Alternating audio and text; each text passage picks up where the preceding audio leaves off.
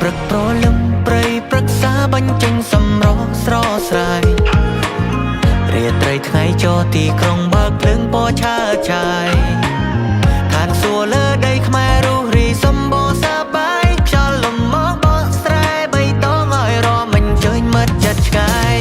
រដូវប្រាំងយើងទៅលេងអង្គរឆ្លងឆ្នាំសប្បាយនៅសាទរក្រៅពីនេះមានបនសមុទ្រសាគរហើយប្រលានថ្មីសម្រាប់ហោះចេញចូល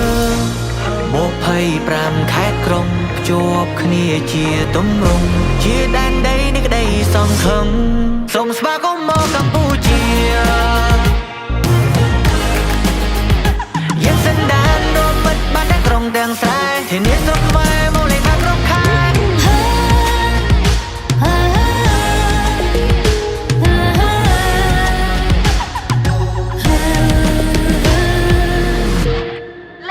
And gentlemen, welcome to Cambodia. ឈានជើងប៉ះផ្ទាល់ដីសវណ្ណសូមស្វាគមន៍ក្រុមឈានសាំងព្រោះតែនាងគឺជាភ្ញៀវសំខាន់ពួកយើងធ្វើដំណើរមកឆ្ងាយខ្មែរនៅក្នុងចំណោមបូកកាយយើងលើដៃសំពះក្រុមគ្នាកម្ពុជាជំរាបសួរសុខសប្បាយស្នាមញញឹមមិនចាំងចិនស្មងប្រាំរសាល្អញខ្ចង់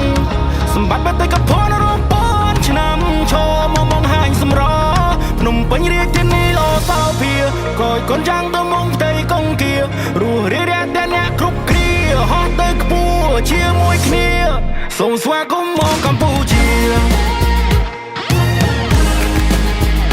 យើងសន្តានរួមមិត្តបានទាំងក្រុងទាំងស្រែធានាសុខខ្មែរមកលេងបានគ្រប់ខែ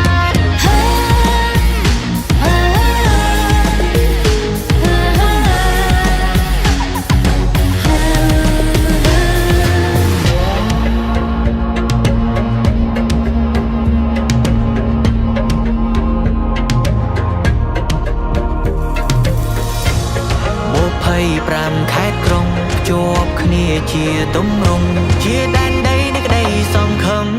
សូមស្វាគមន៍មកកម្ពុជា